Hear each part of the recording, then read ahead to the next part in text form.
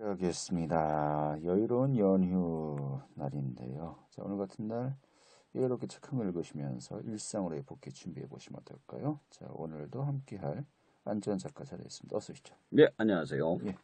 자, 이번 주 어떤 책 준비하셨습니까? 자, 이번에는 일만 하지 않습니다. 라는 책을 소개해 드리겠습니다. 일만 하지 않습니다. 예. 뭐 어떤 내용인지 좀 잘 쉽게 짐작이 안 가는데 어떤 내용입니까? 자, 이 책은 완벽하게 쉬고 집중적으로 일하는 법을 알려주는 책입니다. 쉽게 말해서 휴식의 기술을 통해서 더 많은 성과를 높이는 방법에 대해서 알려주는 책이다. 라고 보시면 될 것 같습니다. 오늘 같은 날 정말 떠올리는 예. 그런 또 책이 아닌가 싶은데 휴식을 통해서 더 많은 성과를 높인다. 좀 휴식하는 것이 어떤 이유로 더 많은 성과를 낼 수 있다는 겁니까? 그러니까 1만 시간의 법칙 들어보셨죠? 네. 그러니까 모든 성공한 사람들이 그 분야의 집중적인 1만 시간 동안의 노력으로 경지에 이르렀다는 것이죠. 근데 이 책은 기본적으로 이 말이 사람들이 오해하고 있다고 이야기를 하고 있어요. 무조건적인 1만 시간이 아니라 집중된 1만 시간만이 경지에 이른 사람에 만들 수 있으며 그 1만 시간을 만들기 위해선 1만 3천 시간의 제대로 된 휴식과 3만 시간의 휴식이 필요하다는 사실을 강구한다는 것이죠. 즉 우리가 제대로 된 훈련과 공부 방법을 무시한 채로 살고 있기 때문에 더 이상의 성과를 발생시키지 못한다라는 게 이 책의 주장입니다. 네, 그래요. 1만 시간의 노력을 하기 위해선 또 그 이상의 13,000시간의 휴식, 또 3만 시간의 수면이 필요하다는 것인데 어떻게 보면 굉장히 당연한 말인데 이걸 또 이제 풀어서 설명을 하고 있군요. 책 속에서 이런 사례 뭐 어떻게 좀 설명을 하고 있습니까? 책 속에서 많은 사례가 있지만 제가 기억에 남는 한 가지를 꼽자면 예술학교에 두 종류 학생들이 있다고 해요. 그래서 실험을 하는데 한쪽은 훈련 시간을 4시간으로 정해놓고 정해진 시각에 정해진 양만큼 훈련하는 집단이 있고요. 다른 한쪽은 무조건 열심히 하는 집단이 있었어요. 오랜 시간 관찰한 결과 대부분의 경우 전자의 집단이 훨씬 높은 성과를 내는 것을 확인하게 되었습니다. 네. 두 번째 집단은 처음엔 빨리 성장을 해요.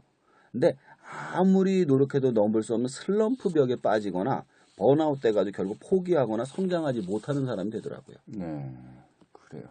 그러니까 두 번째 집단은 어떻게 보면은 우리가 좀 일상에서 좀 예. 많이 볼 수 있는 사례인 것 예. 같습니다. 학생들 공부하는 것도 비슷해 보이고요. 예. 자, 그렇다면은 일반적인 경우 말고요. 예. 좀 대가들이라고 얘기할 수 있겠죠? 예. 예. 좀 어떤 규칙이 또 따로 이제 설명되고 있습니까? 자, 스티븐 킹이라는 소설가는 매우 규칙적으로 글을 쓰고 그에 져서 유혹하는 글쓰기에도 나와 있습니다. 그는 하루에 4시간에서 6시간씩 글을 썼습니다. 글쓰기는 배관공사나 장거리 트럭 운전처럼 하나의 직업일 뿐이다.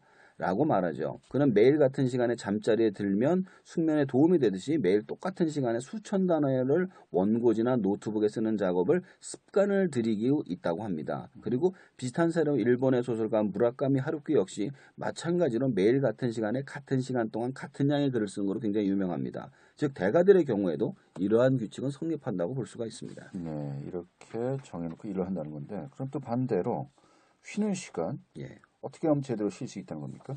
자, 우선 책 속에서는 제대로 쉬는 법부터 알아야 된다고 이야기를 하는데요. 제대로 쉬기 위해서는 첫 번째로 자신이 집중하는 일과 별개의 일을 해야만 합니다. 우리나라 사람들한테 이렇게 물어보면 답을 못해요. 뭐 좋아하세요? 답을 못해요, 대부분. 그래서 일, 술, 뭐 이렇게만 대답을 하는데 일 외에 다른 걸 좋아해야 된다는 거죠. 특히 정신적인 일에 집중하는 사람의 경우에는 육체적인 일을 통해서 휴식을 취하는 게 좋습니다. 뇌의 전혀 다른 부위를 자극함으로써 집중적으로 일하는 부위를 쉬게 하고 다른 부위를 활성화함으로써 뇌의 활용성을 극대화하는 거죠. 두 번째는 정해진 시간에 정해진 장소에 정해진 방법으로 휴식을 취하는 게 굉장히 좋습니다. 그래야만 몰입된 휴식을 할 수가 있습니다.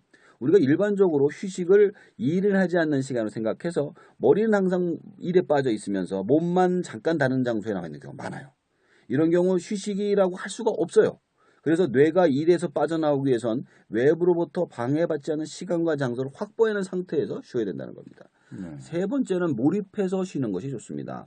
뭐 이렇게 물어볼 수도 있어요. 노는 것도 몰입을 해서 해야 되냐 하는 분들도 있는데 내가 좋아하면 몰입하게 돼 있습니다. 몰입해서 무엇인가를 하는 경우 확실히 효과가 큽니다. 그래서 내가 좋아하는 것을 하는 것이 좋으며 내가 잘할 수 있는 것을 하면서 쉬는 것이 좋다고 이야기를 해주고 있습니다. 네.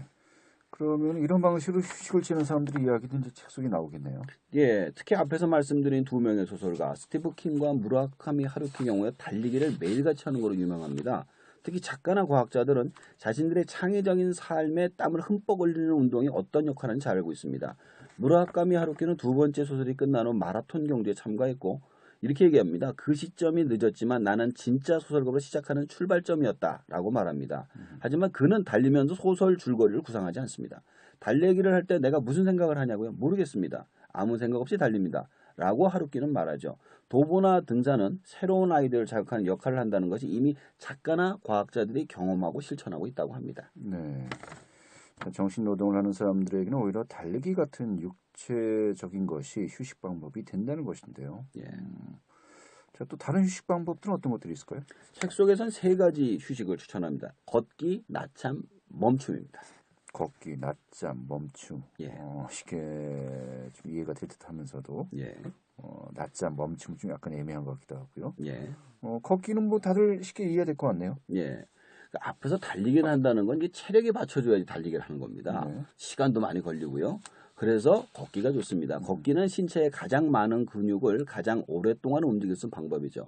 우리가 10km 뛰기는 힘들지만 10km 걸을 수는 있잖아요. 네. 뇌에 엄청난 양의 피를 공급해줘요. 그래서 윈스턴 처칠이나 C.S. 루이스, 마리 큐리 등 이들이 산책을 통해서 막힌 일의 돌파구를 찾은 경우가 많았다고 합니다. 오늘날 산책은 실리콘밸리에서 인기 있는 재충전 방법 중에 하나인데요. 스티브 잡스가 나무로 일려선 알토 팔토 거리를 걸으면서 회의를 하고 우버를 설립한 트래비스 칼라닉은 회사에 있는 실내 트랙을 일주일에 64km씩 걷는다고 합니다. 네. 이건 좀 이해가 되는데 예. 낮잠 같은 경우는요. 예, 낮잠은 일반적으로 가장 짧은 시간 동안 우리의 뇌를 리셋시키는 효능을 가지고 있습니다. 원래 사람은 점심을 먹고 졸리잖아요. 네네. 잠을 자는 것이 원래 산업화 시대 이전에 일반적이었다고 합니다. 근데 산업화된 시간이 우리의 낮잠을 멀어지게 한 것이죠. 그래서 윈스턴 처칠이 2차 세계대전 동안 매일 규칙적으로 낮잠을 잤던 것, 찰스 다인이 몇 시간이나 긴 산책을 즐겼던 것, 빌 게이츠가 일주일 동안 외딴 오두막에 틀어박혀 홀로 시간을 보낸 이야기들이 나옵니다. 네. 지금 현대사회의 회사들도 낮잠을 도입하는 경우가 있습니다. 30분 정도가 적당하고요. 그 이상은 밤에 잠을 줄이기 때문에 좋지 않다라고 얘기를 해주고 있습니다. 그래요. 자, 그런데 멈춤이란 건 어떤 걸 뜻하는 겁니까? 이게 해석이 좀 애매하긴 했는데 아무튼 이게 말 그대로 순간적으로 하던 일을 멈추는 겁니다. 물론 그냥 멈추는 게 아니라 자신의 생각 아이디어가 한계에 부딪히는 상황이 있잖아요. 도저히 안 됐을 때.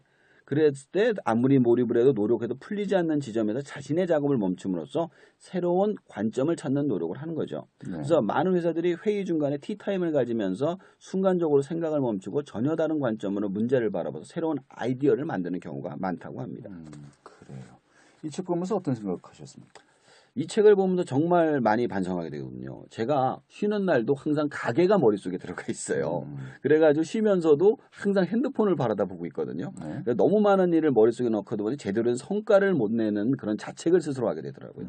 이제는 제대로 된 휴식을 해야 되겠다 이런 생각을 하면서 책을 보게 되었습니다. 알겠습니다. 자, 일과 휴식을 좀 잘 분리시키는 것도 하나의 또 방법이 되겠는데 간단한 것 같으면서도 쉽게 좀 되지 않는 것이 예. 그런 것들이 아닌가 싶네요. 네, 오늘 잘 들었습니다. 예, 감사합니다. 네, 안재한 작가였고요.